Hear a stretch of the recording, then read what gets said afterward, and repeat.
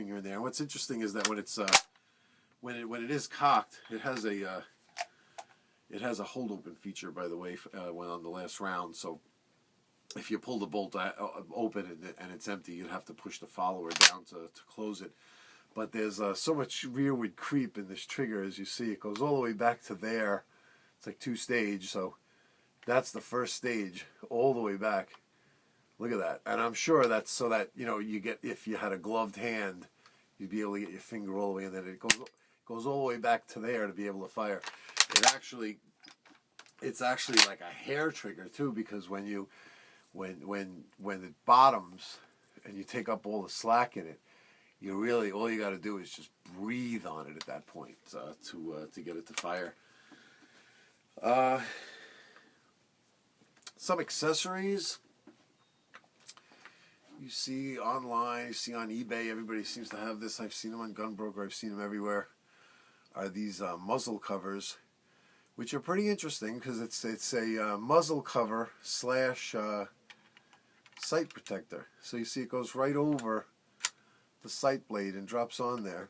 It looks like it would just fall right off, but they go on there pretty good, man. I've carried this thing around and banged it around with that thing on there, and it doesn't go anywhere. It stays on there pretty nice. It's pretty interesting, actually. It's just something so simple, but you know, I kind of wish they made this for every gun I have. You know, it's just nice to, you drop that on there. I'm sure it limits the amount of you know, dust or even just from it sitting around in a closet. You could gather dust in the barrel, especially if you got your barrel nicely oiled to keep it from corroding. It's nice just to have something over that just to keep dust or lint out of there. But for $10 or something like that, it's a pretty cool little. Just make sure, you know, when you go to the range, you remember that thing's on there. Actually, the fact that it's a sight cover is pretty cool, because if you do go to sight down right away, you'd see the thing sitting there. Hopefully, you definitely wouldn't want to. It'd be pretty embarrassing to blow that thing off the end of the rifle at the range. And of course, the bayonet. This is the most beautiful bayonet out of all my bayonets. This one is just the most gorgeous. This is a true Swiss Army knife. The scabbard itself is really nice. I don't have a frog for it, but the scabbard, if you get one, should have this leather tongue on it. You know, and this leather tongue, you can see it's got the little hole there for the buckle. When you slide the frog over it, this goes through the buckle. Looks like, you know, a belt buckle, and the little you know, thing inside the buckle would go through here to keep it all together as one piece. And the bayonet itself, these are so gorgeous. This one says Waffenfabrik Neuhausen. I wish I knew, but look at how beautiful these things are. I mean, they're not the cheapest of bayonets to acquire. So for that reason, I think it's a good idea to look around. If you want to get one of these, look around and find a nice one like this. I got very lucky. I just kept looking. I kept seeing a lot of crappy looking ones, and I just wanted to get one that was just mint. You know what I mean? If you're going to pay a lot for it, you might as well pay a little bit more than a lot and get one that's beautiful. You know what I mean? But I can see why they do cost more. A lot of times you see these bayonets, they're kind of made kind of throwaway. I mean, a lot of them, they're not the most beautiful things made. I mean, they're made for war. You know what I mean? So they really weren't made to be pretty. They were just made to be, you know, functional. They were just made to connect to the front of the rifle and stab people. You know. But the Swiss, they just seem to have really just taken their time to just make everything, you know, as nice, just very good quality. Everything about their stuff just screams good quality. You know, even just the way the button feels on the bayonet is amazing. You know, and conventional hookup to the rifle, very similar to the M1 Garand or others. They have that conventional looking bayonet lug and the ring on the bayonet there that just fits on the barrel. And it fits on really nice. It just goes on in such a positive, smooth way, the feel to it or whatever. And it really makes for some rig. This thing is huge enough as it is. It's like musket size, this thing. I could barely even switch it around like this without hitting my roof. I mean, look at the size of this thing and how impressive a rifle like this looks. Let me make sure I don't put this through my window.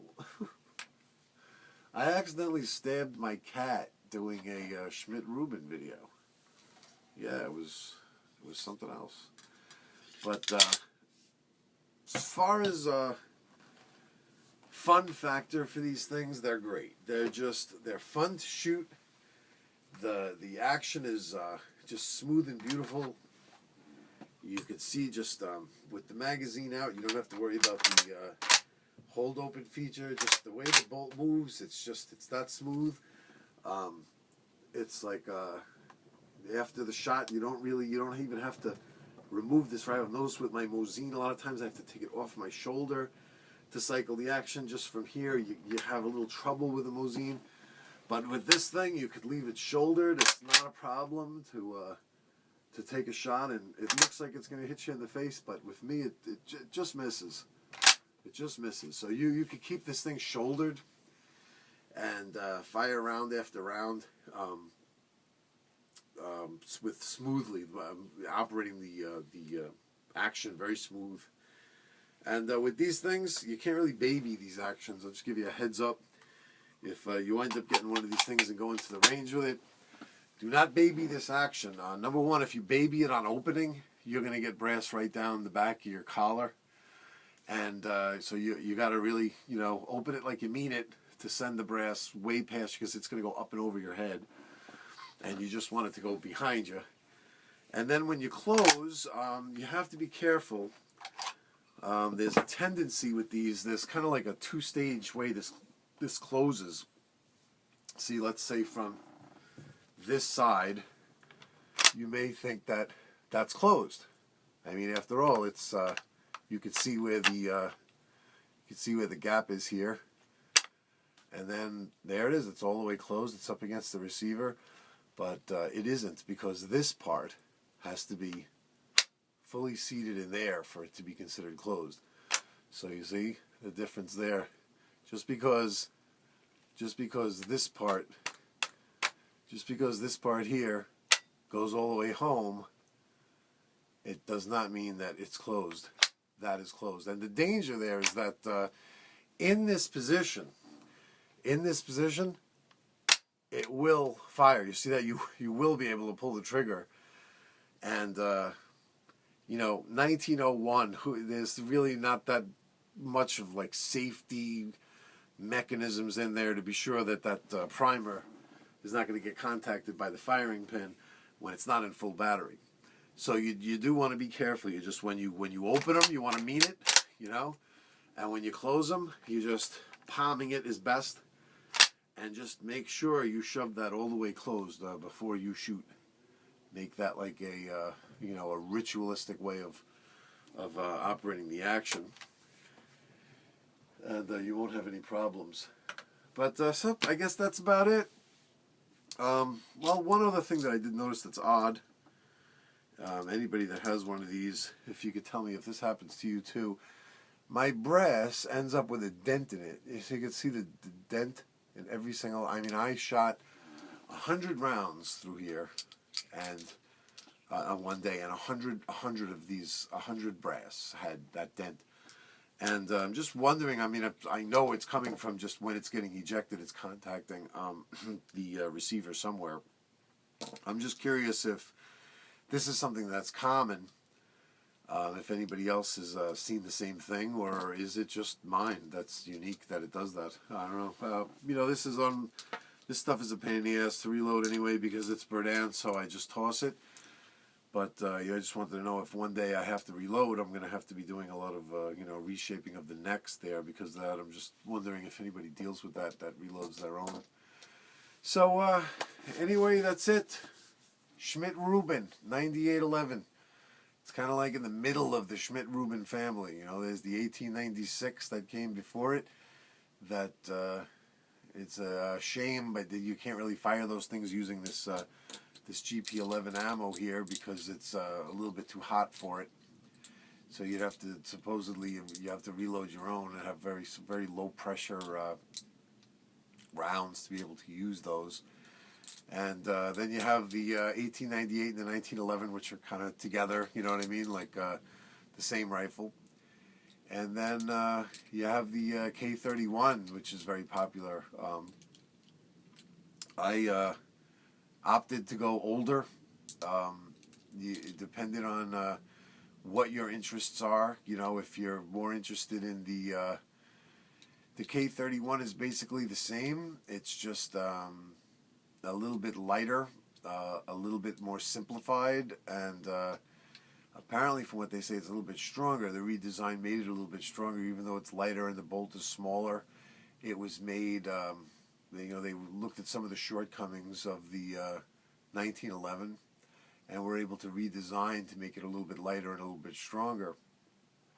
But me, I like the heft, the weight, it seems stronger. You know, even though they say that the K31 is stronger, it's surprising just because of the how solid these the 1911 feels. It just feels like you know, you're holding a big hunk of forged steel in your hands there. You can't imagine that. You know, you'd swear if you picked up the K31 and you shot that afterwards, you'd say like, well, yeah, they scrimped a little bit. It's probably not quite as strong, but it's still a nice rifle. But apparently the K31s are actually stronger. They did move the. It's funny how with these Schmidt Rubins, the later you move along the timeline, the further the locking lugs go forward. The 1896, they were in the back of the bolt.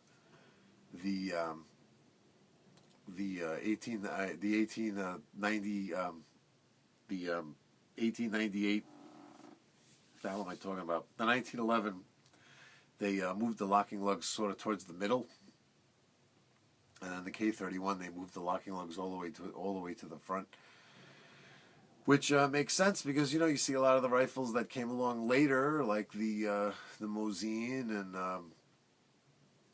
the Enfield and the Mauser designs, the K98, the Swedish Mauser.